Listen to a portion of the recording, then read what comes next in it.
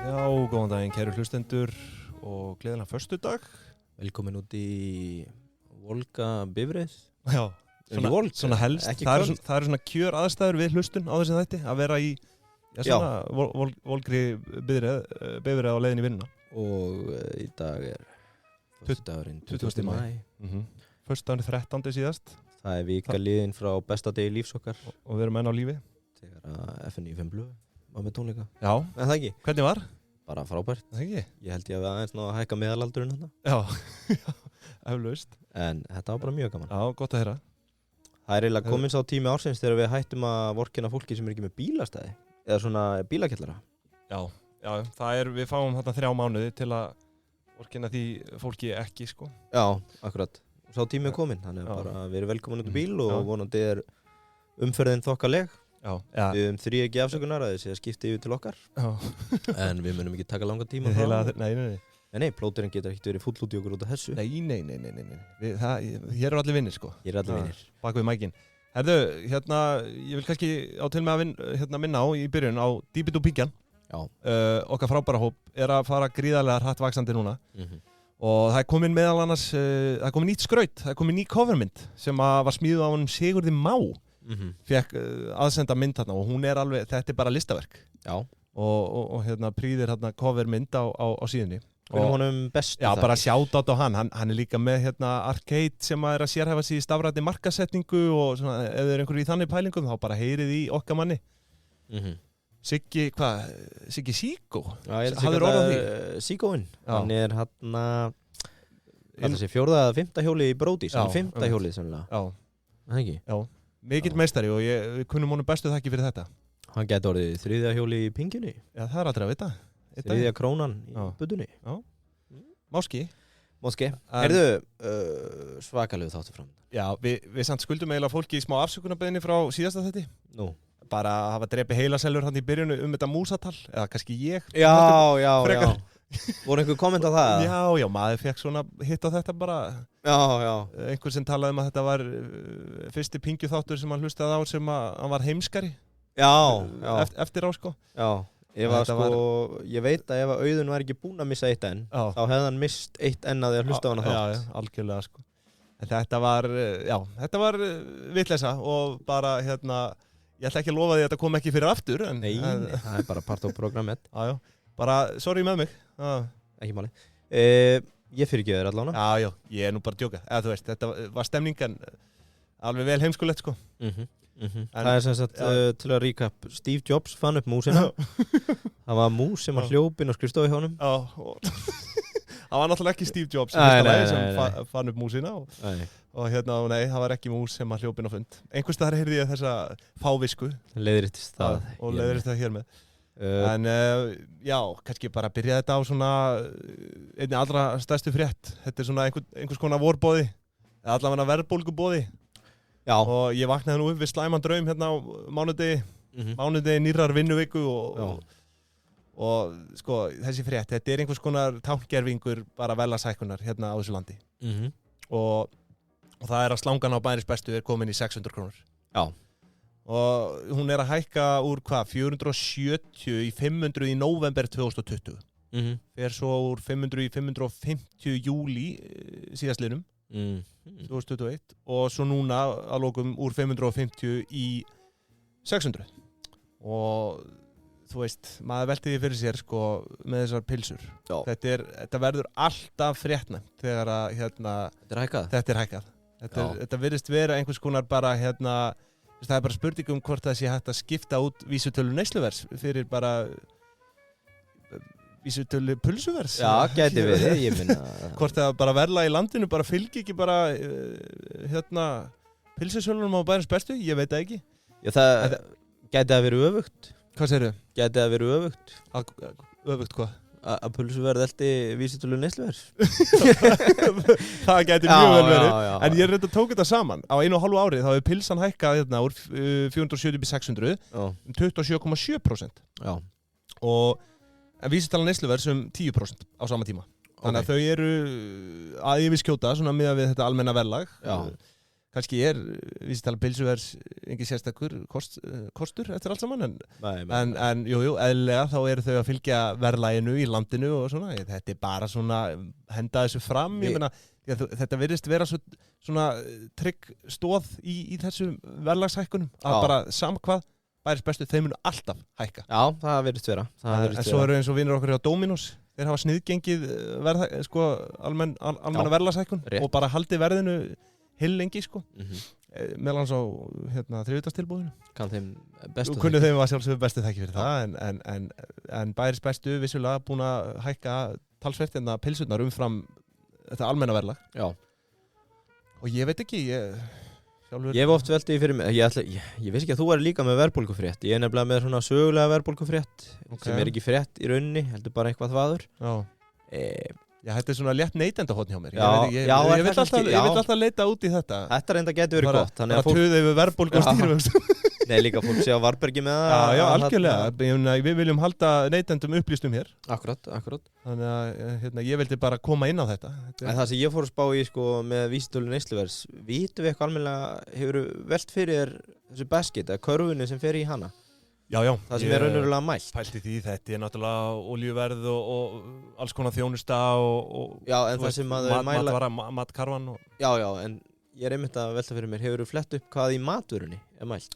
Já, í matarkörfunni? Nei, þetta er, þú veist, þessar nauðsynjavörur sem oft talað sem eru samt engar nauðsynjavörur. Nei. Mjólk og egg og eitthvað svona. Já. Svo einhverjar eitthvað sem hreinlætisvörur líka og það alls konar í þessari körfu. Já, ég held ekki að það alveg flett þessu upp einhvern tímann og ég held að verðbólgustig sem er mismund eftir hvað þú ert staddur á, hvað getur maður sagt, bara æviskeiðinu. En það hafði ég ekki keypt mjólkin á mitt heimili í svona 7 ár áður en maður eignaðist barn. Og saman náttúrulega með bjór út á bar, hvernig hann mældur og það væri alveg örugglega hægt að sitja saman nokkra svona mismunandi vísitölur. Já, sko málið að vísitala neysluverðs er samsett úr mörgum undirliðum sem hafa mismunandi vægi. Akkurat. Og undir hverjum undirlið eru aðrir undirliðir sem hafa, þú veist, bara eins og matakarfan er gott dæmi. Það er undirliður vísitölu neysluverðs. Já. Það hefur eitthvað x vægi, ég veit ekki, kannski 10% eitthvað. Svo undir matakarfunni eru, þú veist, mjólk, egg, bla bla bla. Þannig að og kannski til að útskýra fyrir hlustendum að vísitala neysluvers, sko, verðbólgan er í rauninni afleiða vísitölu neysluvers. Það sem að farið er eftir 12 mánaða hækkun, síðastlega 12 mánuði á vísitölu neysluvers. Þannig að 7,2% verðbólga í dag þýðir að vísitala neysluvers er búin að hækka 7,2% á síðustu 12 mánuði. Já, akkurat. En það er samt, sko, það eru skipta skoðanir á hversu svona outdated þessir undirliðir eru í vísitölu neysluverðs. Það var svona kannski aðeins það sem ég var að ekki það að ég hafa einhverja fræðilega skoðun. Ég held að bara núna í nútíma umhverfi þar sem að alls konar vörur farnar að ryðjast í rúm sem að, þú veist, þekktust ekki árið 1988 eða eitthvað þessi vísitala var sett á laginnar, sko. Akkurat. Þú veist, það eru bara farnar að hafa miklu stærra vægi, sko. Þannig að þú sér það, ég meina, hér er kjötið eða pilsurnar að kosta meiri framleiðslu, 27%. Augljóslega, þú veist, með verðhækkunina þeirra meðan að vísitala neysluverðs er að hækka 10% á sama tíma, þannig að þú veist ég veit ekki það gæti verið að það sé einhver skekkja í vísitala neysluverðs, en ég er ekki hagfræðingur, ég vil taka það fram. Þetta er hobby. Og annað bara til að leiðrétta, þetta er náttúrulega Ásgeirsbólga sem við búum við. Þetta er ekki verðbólgan eins annars heldur en Ásgeirs. Það er allavega mín skoðun. Hann skapaði þessa verðbólgu sjálfur. Við eigum ennþá eftir að finna fyrir þeirri innfluttu, guð minn góður. Já, innflutta verðbólga. Já, hún er ekkert komin út í verðlagi, sko. Nei, þetta er bara Ásgeir. Þetta er bara sjálfsköpuð verðbólga Ásgeirs. Já, og það var svona, ég var að vinda okkur bara yfir í mitt. Það er húsnæðisliðurinn. Já, og ég tók svona hagsögu, lenti á svo ótrúlega góðu spjalli hérna á blöðtónleikunum. Já. Búin með 10 hvor. Fórum að tala Ásgeirsbólguna. Já. Og ég vatt mér beint heim í Doma. Já. Og svo skrifaði fór ég yfir hagsögu Íslands. Komið svona upprit, kannski uppkast að því hvað við getum skýrt allar verðbólgur síðastliðna 100 ára. Okay. Og í rauninni bara... Þá ertu að tala um óðaverðbólgur. Já, í rauninni toppana. Og það sem að ég vil setja þetta fordæmi eins og í Bandaríkjunum. Það sem var skemmtilegast að búa í Bandaríkjunum. Þegar voru hvirfilbyljir og hvað er þetta? Hurricane og tornado. Já, bara hvirfilbyljur og... Ég veit það ekki maður. Ég maður það ekki. Nei, bara hvirfilbyljur. Já, þegar þetta gekk yfir sem var náttúrulega scary. þá var alltaf búið að nefna þetta kvenmannsnöfn, góð kvenmannsnöfn á þetta allt sko. það og verðbólgan svo þurr og leiðilegt efni að það verður eiginlega að taka bara og nefna þetta og þetta heyrði ég frá hlustanda á blöðtónleikunum þarna þegar Jónas var að spila á fullu þá voru við bara sátum út í hotni Jónas Bassender? Já, Bassenderinn og erum hérna með sem sagt bara verðbólgu frá 1918 til 2017 ég vona að þetta verði ekki þurrt efni Nei og sko allir gaman að hlusta verðbólgu Já, sko áratugur verðhjöðnunar þarna á milli 1921 og 1940 og ég fór svo sem ekkert í sögulega skýringar því allavega bara það kreppan hann 1930 og fyrsta svona óðaskoti síðsliðin 100 ár þarna kemur 1940 og það sérstaklega merktið 1940 seinni heimsstyrjöld hernám Breta og því við ákveða að nefna þetta bara Bretlandsbólguna og við skrifum þetta algjörlega á hernám Breta þeir tók okkar hagstjórn og hökkuð hana afi minn var fangilsaður þarna á Seyðisfirði og fleira fleitt út í verðlag sem við höfum enga stjórn á og þetta kölluðu Bretlandsbólguna Ég get tekið undir það. Já, 1950 þá gengi krónuna fellt. Þarna erum við örugglega aftur komið með fulla hagstjórn. Það ekki núlið tekið þarna? Það gæti gerst seinna sko, en það fór allt í fjandans hérna og... Nei, það var seinna. Og já, gengið fellt, allt við til fjandans og þetta nefnum við fyrri krónubólgan. Sem skrifast algjörlega á krónuna. Þannig að maður kannski segja þessari yfirferð hérna 1-0 fyrir Viðreisn þarna, Viðreisn. Við erum alltaf að hörða á móti krónunni. 1968 aflabrestur í síld þetta svona lítill toppur í sögulegu samhengi en gera það að verkum Hvað fór bólgan upp í þar? Sko ég nefnilega bara með hæsta toppin og svo þetta hlutfallslega breytingar á milli ára og þarna eykst verðbólgan semst 20% á einu ári 1968 og út af því við vildum ekki kalla allt bólga þá verður þetta fyrsta verðbólgan í 100 ára sögu sem við ætlum bara að skýra aflasárið Aflasárið? Já, aflabrestur síldarinnar Þetta svona sár í sögulegu samhengi Þannig við skýrum þetta aflasárið 1974 þá einhverjir vitleysingar aftur komnir hérna að farnir að fella gengið ætli að ekki verið mínir fyrirvinnendur vinnuveitendur, LIU-menn stjórna genginu og djöflast fyrir útgerðarmenn og þetta síðari krónubólgan og þarna var gengi krónuna fellt og tekur ansi stóran kip á sama tíma má reyndar benda á olíuverð var að skjótast upp en við skrifum þetta algjörlega á útgerðarmenn á þessum tíma 1979 hérna talaðum verðtrygginguna og frá 1968 til 83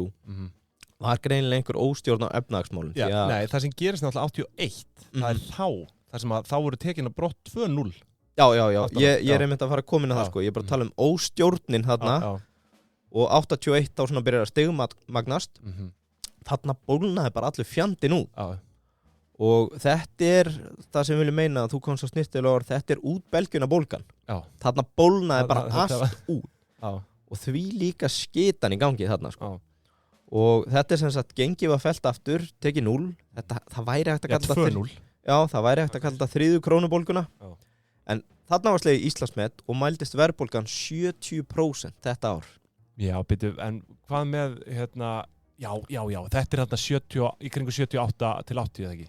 Jú, þú veist þetta tímabil en það toppar 83 Já, 83, en það var einmitt og það bara, kallu það þriðju krónubólguna eða útbelgjunabólguna Þetta einmitt á sama tíma og móðir mín var nýjórðin húsnæðiseigandi sko Já í þessu árferði sko vonandi með verðtryggð lán og... Já, var þetta ekki allt verðtryggt á þessu tíma? Já, ég bara þekki það ekki. Ég þurfti að spyrja nút í þetta, sko. Já. Það var ekkert grína að vera skuldsettur á þessum tíma, sko. Nei, ég skal trúa því. Allavega það var slegið Íslandsmet þarna. Síðan hraðspóluðu bara frá 83 til 2008. Þá voru við komið til bankarhundsins, falla bankarnir og þetta ætlum við að nefna bankabólgan fyrri. Já. Því ég veit að það kemur önnur ég veit það er búið að segja mér kannski ekki það langt í hana Nei, og þetta er bankabólgan fyrri upp á hruni svo erum við komin inn til 2022 þetta er áskisbólgan eins og áður við komum fram og það er ekkit annað í gangi hérna sumir að benda á aðföng, COVID, Úkraínu en það er bara einn maður sem þarf að taka ábyrgðina og það er Ásgeir það er hans bólga þessi tjekki fyrir hann persónulega Það alveg klárt mál í mínum bókum. Og ég var nú búinn að segja þetta var ekki þannig podcast að við myndum einhvern tíma að fá seðlabankastjóra en kannski þurfum við að fá hann hérna spjalla hann útskýri sína stöðu. Já, hann verður dálítið að sparki í svona líkjandi mann sko. Já, í rauninni. Hann fær ekkert að verja sig. Þetta sagt í gríni. Ekki það, hann myndir líklegast pakka okkur saman bara hérna og verður með svo kvolpar en svona í sögulegu samhengi þá eru allar þessar bólgur skrifaðar á ástandi sem skapaðist og það sem að heyri til nýbreytni að 2022 að þá það í rauninni Ásgeir sem skapar ástandið og fær þar að leiða til nafnbótina. Bara einn maður. Já. Þannig að Ásgeirs bólgan, hún í fullu svingi. Já, en var eitthvað merkileg verðhjöðnun í þessu? Það var hann að tala Já, það var sko áratugur verðhjöðnunar sem að hefst 1920 fram yfir kreppu og eiginlega bara alveg til 1940. Nú bara, þú veist, verðhjöðnun eitthvað sem bara fyrirfinnst, fólk að heyra þetta orðurugli í fyrsta skipti, sko. Ekki bara lifaði að heyra það í síðast skipti líka og bara En það ekkert óalgengt svo sem að vísitalan neysluverðs lækki á milli mánaða sko, en verðbólga mælist sko, verðhjöðnun þýðir sko negatív verðbólga sko. Já. Það þýðir ekki að verðbólga sé að lækka heldur að hún fari niður fyrir 0 og þetta, ég á erfitt með að sjá þetta gerast. Var samt ekki tímabil verðhjöðnuna núna milli 17, 18, 19? Nei. Ekki? Nei, það verðbólga bara að lækka kannski. Já.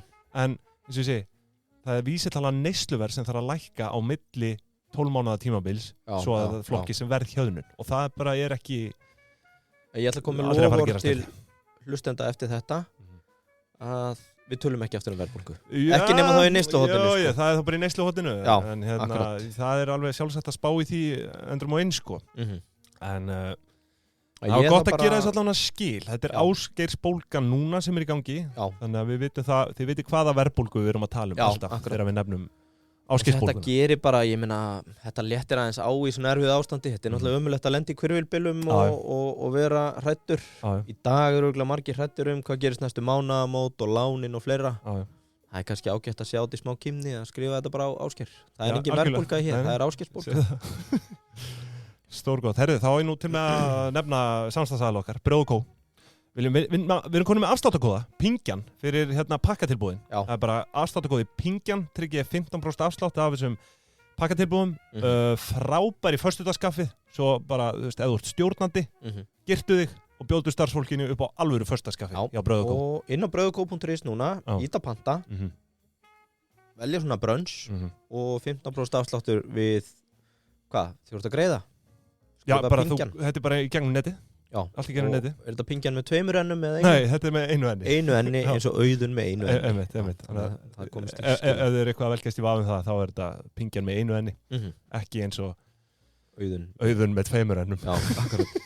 En svo vil ég líka minna á pizzadegin. Þau eru að selja á 5. og 1. Frábæri í pizzuveisluna. Föstudags pizzuveisluna. Mjög góð. Og þar eru alls konar, það lífræn pizzasósa og trufluolja og allur fjandinn sem fylgir með þessu, pizzakrydd líka. Sósan góð, kryddið gerir sósuna betri. Þetta var, við náttúrulega smökkuðum þetta var ekkert eðlilega gott sko. Ég leik síðan hann leika að kaupa 2 deg, helgin eftir. Við bökuðum bara einu, fengum okkur einu pizzu og ákvaðum að gera brauð daginn eftir, úr deginu. Hvernig gekk það? Fáránlega vel, það miklu þynnra heldur en súrdegsbrauðið sem við kaupum út í búð. Var pínu svona crunchy, kröst, mjög gott. Já, ég þarf að prófa þetta. Keyptu þér 2 pizzadeg, fáðu 1 í kvöldmat og prófa að búa til brauð sjálfur eða sjálf úr hinnu. Ég mæl með, þetta var drullu gott. Stórfínt. Já. Kunni þeim bestu þakki fyrir þetta. Herðu, svo ég með aðra frétt. Þú varst með ráðningu vikunar, jável? Já, ég hef ekki bara henda því inn í lokin. Ég sé með milljónamæring vikunar. Já. Hann mættur aftur, hann var ekki síðustu viku. Tökum hann núna. Á ég bara stökkva strax í það? Það ekki, já. Jú, ok. Og ég með engan annan en Bernard Arnault. Og Hann þekki ég, aðeins. Já, er það út í ég sagði frá honum? Við höfum náttúrulega rætt hann einhvern tímann áður, en það sem þú ert að fara að segja núna kom stórkostlega óvart. Eignasafnið hans. Já, akkurat. Þetta svona léttur huldumaður, eða þú veist. Hann ekkert eitthvað... Já, þegar þú veist... Ég held að hlustendur kannast ekki við nafnið. Ég var ekki að kveikja neitt áður en ég rampaði á hann sko. En þetta sem sagt, ef við tökum metin á einhverja tæplega 144 milljarða evra síns mér eftir síðustu hvað að styðjast við hennar Forbes-lista, þetta alltaf bara eitthvað paper trade sko, allavega á tímabili, hann nú með 3 núna sem auðugasti maður heims samkvæmt Forbes. Hann rekur veldi sem á 70 vörumerki, það af tískuvörur, snyrtivörur, áfengi og fleira. Og þetta fyrirtæki ber hið frábæra nafn, ég týndi þessu hérna, LVMH. Right. Ef við kannski að koma að staði fyrir hvað stendur. Örgulega Louis Vuitton eitthvað. Mother Holding eitthvað. Má ég sjá, tökum það bara? Nei. Eitthvað annað? Þetta allavega móðurfélag Louis Vuitton, en fyrir hvað MH stendur, ég bara kíkti ekki á það. Hann einn af eigandum Louis Vuitton. Já, þetta í rauninni stærst eigandi Louis Vuitton í dag og móðurfélags þess. Og ef ég spóla hans tilbaka, þá talaði að ferillinni á honum hafist 1971, þegar hann bara, þokkalega ungu maður, hann fæddur 49, þannig að þú mátt lausreikna hvað hann hefur verið orðinn gamall. Það 71? Já. 22? Já, frábært. Að hann hefur semast ferilinn hjá fyrirtæki sem heitir Ferret Stavin og var forseti þaðan, tekur við 7 ára setna, 78 til 1984 og þetta fyrirtæki semast, það ekkert mörgum blöðum það að fletta, það hefur nú ekki verið skrifað mikið í sögubæku Frakklands þetta, ég glemt að taka það fram, þetta ríkasti maður Frakklands að ekkert mörgum blöðum það að fletta hvað þetta fyrirtæki gerði, en það var titlað Real Estate Developer sem ég kalla væntanlega bara fasteignaþróunarfélag og hann sjálfur náttúrulega bara í fasteignaþróun 22 ára, þetta alvöru pjessi. Já, þetta böllur sko. Já, og ég ekkert að tala einhvern skítapísa. Ég bara að tala eins og Jónas eða Palla í Reykjastræti sko, menn á okkar aldrei í fasteignaþróunarverkefnum. Þetta peningapísar. Þetta ekki skítapísar. Þeir lykta þetta uppi. Já, og þú veist, það enginn í fasteignaþróun nema að vera pjessi. Og hann sem sagt verður peningapjessi í þessu árið 1984 þá svona turning tide hjá honum því að hann kemst að því, eða væntanlega fleiri, að franska ríkisstjórnin að losa sig við það sem þau kölluðu vandræðabat. Hvað hann gamall þarna sagður? 84. Hann segir að þetta forseti frá, hann 7 ár, hvað hann, þá var hann 29 ára þegar hann orðin forseti í þessu fasteignaþróunarfélagi. Það í 6 ár, frá 78 til 84. 84, þá berast út fréttir að franska ríkisstjórnin segja að losa sig við vandræðabatnið Boussac Saint-Frères sem var textilverksmiða og búðir sem átti meðal annars Christian Dior. Og með hjálp frá einhvernum Anton, félagans, þá fekk hann lán og þeir náðu að fjármagna sig til að kaupa út klappið frá frönsku ríkisstjórninni. Ætli Dior hafi verið orðið eitthvað merkið þarna? Sennilega ekki það sem það í dag sko, en væntanlega eitthvað fortfrækt og hvernig ósköpunum, þetta bara eins og í staðin fyrir að standa í Íslandsbankasölu núna að hvað væri við þá að selja 66 gráður norður út úr svo það. Eða ef að ölgernin væri að fara á markað út af því að íslenska ríkið ætti appelsín og væri illarekið en ekki ég veit ekki, hvernig hægt að sitja í samhengi? Já, gleymum því bara. Athyglisverð pæling samt sko. Já, allavega einhverju hluta vegna átti franska ríkið Hvað þeir að gera með puttana í þessu? Já, og náttúrulega bara drullu upp á bak og svo ekki vægar til orða tekið leiðum hann búin að kaupa þetta og sagði hann upp 9.000 manns á 2 árum. Og fekk viðurnefnið The Terminator. Hann seldi allar aðrar eignir, hann bara strippaði fyrirtækið nema Christian Dior og svona department store, hvað það aftur? Sem heitir Le Bon Marché. Þetta sem sagt svona department store. Þetta bara svona eins og búðir sem eru með allt, bjóð upp á allt. Já. Ég veit hvað þú ert að tala um. Já, ég að hugsa Magasin du Nord í Danmörku. Það bara ekki, til eitthvað íslensk heiti yfir þetta. Ég veit það ekki, bara svona, kannski hagköp, skilurðu, það matvara, föt og allt. Já, allavega. Á 3 árum nær hann að gera þetta apparat arðbært aftur. Þetta var að segja bara skítarekstur, allt í tapi. Og ekkert litlar uppsagnir sem maðurinn fer í, 9.000 manns. Það tæki einhver tíma að fara yfir hjá Vinnumálastofnun. Já, akkurat.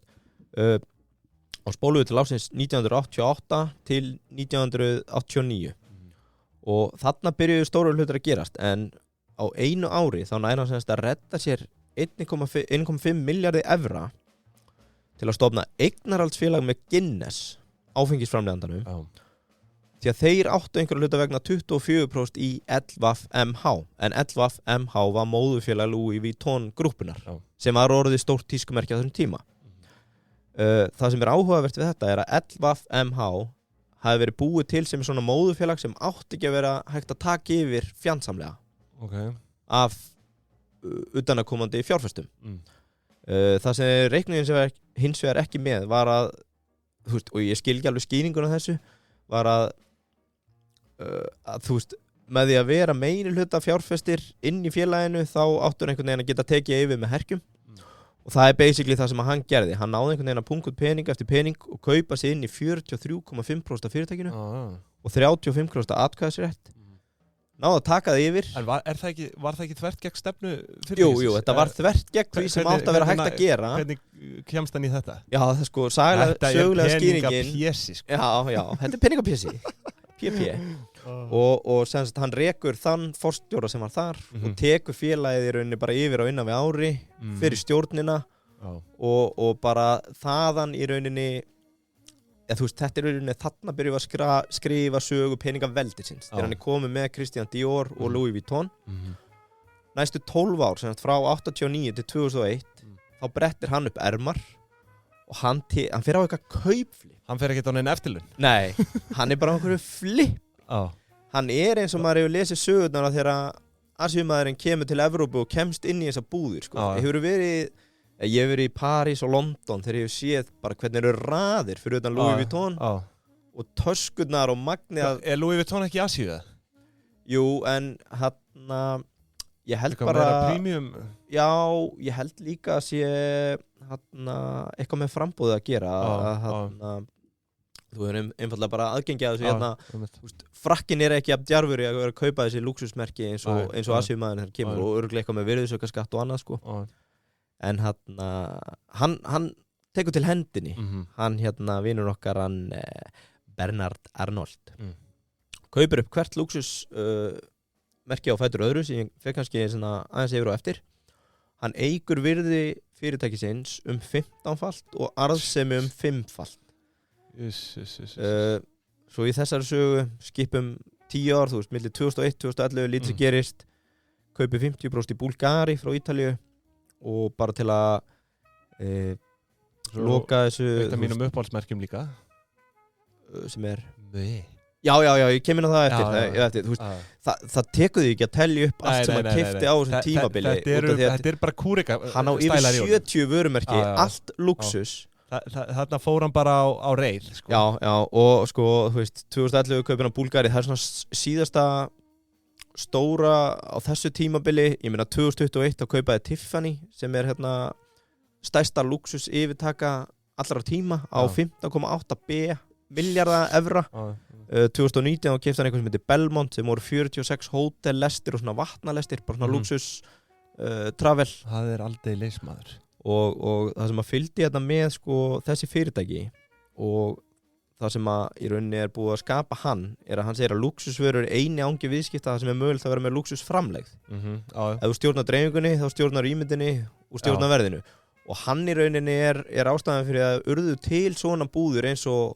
að þú getur lappað inn í Louis Vuitton búð eða Christian Dior eða það er til heiti yfir þessa vörur, þetta er giffen vörur Já, þetta er bara fylgir dýrari sem þær verða því vinsælli verða þær það er svona kurvan í hagfræðinni sko. Já, akkurat Þetta er eitt af því sem ég lærði í skólanum sko. Akkurat og þetta er þannig vörur Louis Vuitton og þetta er ekkert svona dýrt í framleiðslu endilega sko. Þetta er náttúrulega smurt margfalt vona þetta sko. Já, og hann segir að lykillinn í því er bara út af því að hann á department store sem að selur þetta sko. Hann er bara stjórnar hann og þrátt fyrir veltumingun hjá eða öllum fyrirtækjum með þessum geira árið 2020 í COVID eða yfir helmingur, en það náði yfir helmingur að vera rekið með hagnaði því að þau fylgja flest þessu módeli og fyrir 13 af 100 þá var COVID með hagnaðar ár og eins og við höfum verið að sjá í ársynninga Hermes sem að hann á einmitt er þar fremst í flokki með meðal ekstra hagnað 20% sölu síðastliðin 6 ár hann bara, hagnaðarhluta 20%? Já, 20% síðastliðin 6 ár það er nokkuð gott í svona sölu sko. Eða, þú veist, í þessum Já, þannig að bara svona til að loka þessu þetta er, eins og ég segi, þetta er peningapjesi Já, hann kaupir hérna vínegrur og þú veist, og móðett og þetta Já, og það sem að mér finnst eiginlega nettast hérna er að hann hefur örugglega komið með þetta kallað houses Já House of Gucci House of Louis Vuitton. Það geðveikt, sko. Þú veist, það er á heiminn sinn, já, þú veist, houses, hvenær kemst það, þú veist, hvenær alltaf skel fjárfestingafélag að fara að segja hús orkunar. Hús orkunar, já. Hús brauð og kó, dótturfélagi. Þetta er náttúrulega geðveikt Þetta er alvöru klassi. Þessa stöðu, sko. Herri, ég ætla að renna hérna á hundavaði yfir vörumerkin sem að þetta ágæti. Hennessy, kannast nú við það. Hérna er síðan eitthvað sem heitir Krug, sem er held ég Luxus kampavín, já, það er Luxus kampavín er selt hérna heima. Hann á Moet frængu. Moe. Hann á Belvedere sem er svona Luxus vodki. Til að nefna eitthvað. Svo er bara endalaust fleira hérna, ég veit ekki hvort að hafa upp á sig. Ég þarf bara að biðja hlustendur að googla þetta. Já. Stóri merkilegu maður í mínum bókum, sko. Já, ef við förum yfir í hérna vörumerkin. Kom einhvers staðar fram, er hann af ríkum ættum? Eða er þetta bara svona þessi típiski munaðleysingi sem verður svo milljarðamaríkur?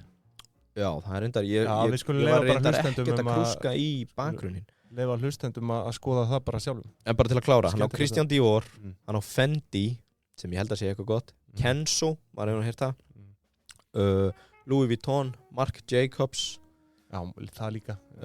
Förum hérna yfir í Cosmetics, Marc Jacobs Beauty, hann er með allt þetta, guð minn góður. Já. Það er alveg, sko, já, það er alveg merki, ég veit það. Af úrum og skartgripum. Marc Jacobs verið eitt að heitasta í hérna make-up heiminum. Já, af úrum og skartgripum, hann á Bulgari, hann á Zenith, hann á Tiffany, hann á Tag Heuer, Hublot, Fred og Jonette.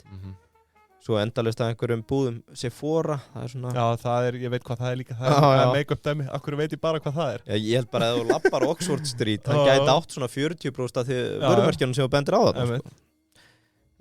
Já, þetta er saga Bernard Arnault, sem er luxuskóngur alheimsins, má segja. Búsettur í Fraklandi og ekki langt frá Fraklandi er einmitt Ítalía og þaðan kemur frá Túrin, kaffið Lavazza. Ég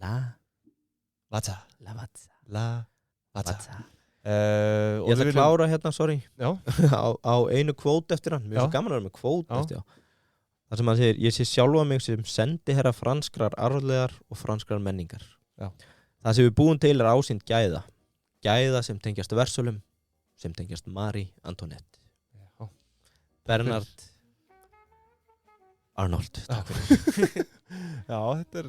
En ég hef heimildi fyrir því að hann, líkt og Andri, forstjóri ölgerðunar, þeir drekki Lavazza. Þeir eru í gullitum bolla, enda miklir heiðusmenn, sem er 100% Arabica. Og er eitthvað fleiri blöðum það að fletta? Nei, við viljum náttúrulega minna á nýju umbúðindar. Nýju hylkin frá Lavazza. Þeir eru komin í nýju hylki. Ekki sem plasthylkin, eru orðin hérna umhverfisvænni. Má henda þessu núna beint eða erum við að endurvinna þetta? Hvað segirðu? Erum við að endurvinna þetta? Já, við endurvinnum þetta. Ok, flott. Og hérna, og sem fyrir fjólublái, ég mæli eindreið með honum, hann er sterkur. Já. 11 á 13, takk fyrir. Ég, Andri forstjóri og Bernard erum í gullita. Við vorum einmitt að fá sendingu frá okkar manni Eðvar Leo, starfsmanni Danól, kemur hérna færandi hendi með bara óendanlega byrðir af Lavazza. Þetta er leið. Þú hafði nú gott orð á þessum gilda á hann. Já, ég bara, það sem ég, Andri og Bernard Arnault drekkum. Segðu það. Kunnum þeim bestu þakki fyrir þetta?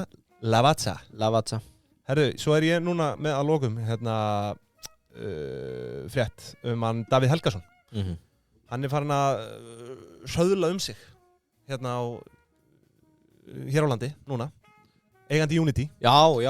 Er hann samt ekki alltaf að selja á hann eitthvað í þessu lengur? Já, hann er nú búinn að selja eitthvað af þessu, en Unity er náttúrulega dálítið svona búið að vera down the shitter, eins og maður segir á slæmri íslensku, eða bara á yngri íslensku, upp á síðkastið. En hann á samt Kjartani Erni Ólafsinni eru núna að koma á fót fyrirtækinu Transition Labs. Og þeir tala um að markmið félagsins sé að gera Ísland að suðupunkti loftslagsverkefna á heimsvísu. Takk fyrir.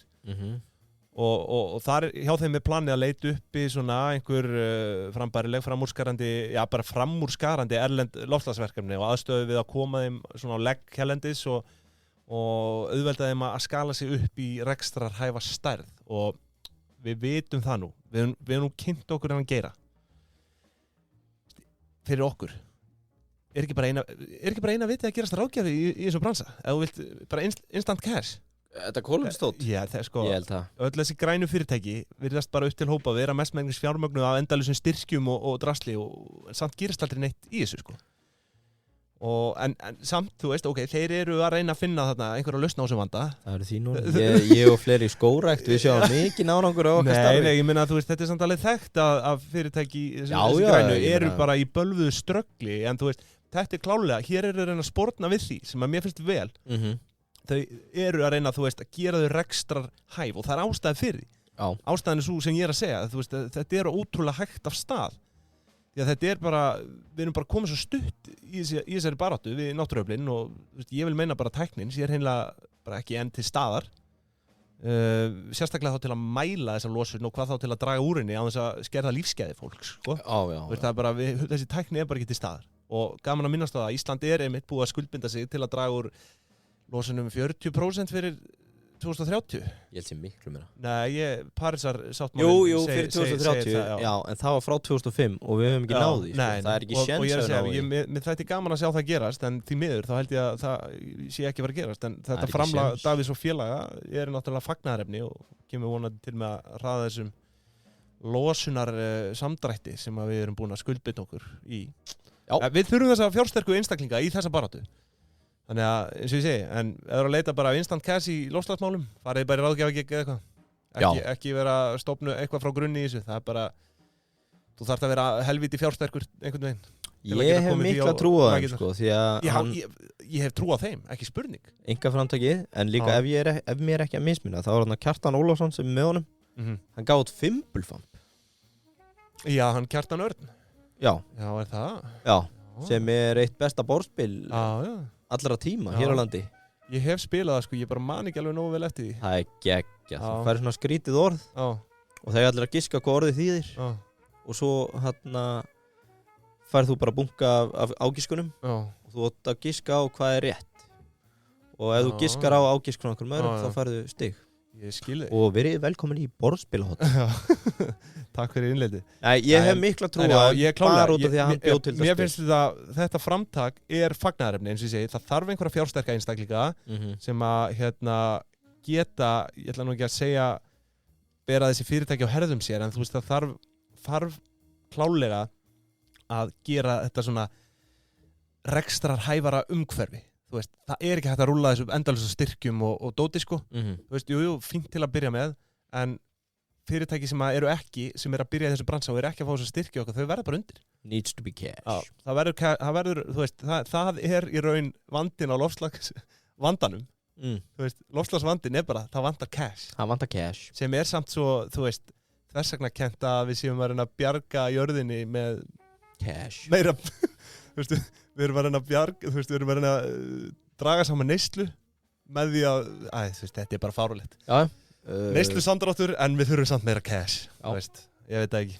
Ég vil fá endur útgáfa á fimbulfamb. Já, svo er það. Heyrðu, ekki að fara að lóka sig? Jó, við fyrir að lóka sig, þú ert með kannski ráðningu vikunar, var það? Já, er það ekki Eva Laufey? Jú, ég held það, hún er orðin komin hérna til að hagkaupa. Já. Í einhverja svona upplifunar stöðu. Já, hún er markas- og upplifunarstjóri. Upplifunarstjóri, einmitt. Og það fylgir því ekki það er eitthvað sem er svona farið að reyða sig til rúms svona meira upplifunarstjóri? Já, svona undanferðin ár. Já, ég bara þekki það ekki, sko, ég vona hún sem fyrst. En ég hef heyrt að markaði, ég hringdi í Innherja að hluti af þessari upplifun er að hún er að fara að byrja að vera með ískapastríð inn í búðanum. Ok, já. Það verður blindu bakstur þar sem að fólk verður valið af handahói og bundið fyrir augun á þeim og þau látin elda og ekki hleypt út fyrir þau eru búin og svo jólin þá verður jólabóð Evu þar sem og þetta fer allt fram innan hagkaupa. Já, er þetta þá í Kringlunni eða Smáralind eða verður þetta kannski bara út á Seltjarnarnesi eða bara í kælinum? Ég held að allir bara rúlla milli helga. Ok, flott. En þetta er svona sem mínir heimildamenn á markaði hafa fyrir sér að það er semst verið að fara að taka þetta allir þessar frábæra dagskrá sem hann er búin að búa til áður og hún ætlar að leyfa okkur að upplifa það inn í búðum hagkaup. Ég hlakka mikið til er það ekki? Sjá þetta. Jó. Herruði, annars bara ósku ykkur góðar helgar. Við viljum enn og aftur minna á Dímit og Pingjan. Gefið okkur follow líka. Það er alltaf vel þegið og review eins og það heitir. 5 stjörnur takk. Já. En annars var það ekkert fleira í bili. Þannig að við bara, eins og ég sé, segjum góða helgi og góða helgi. Gangi hratt gleðana dyr. Töst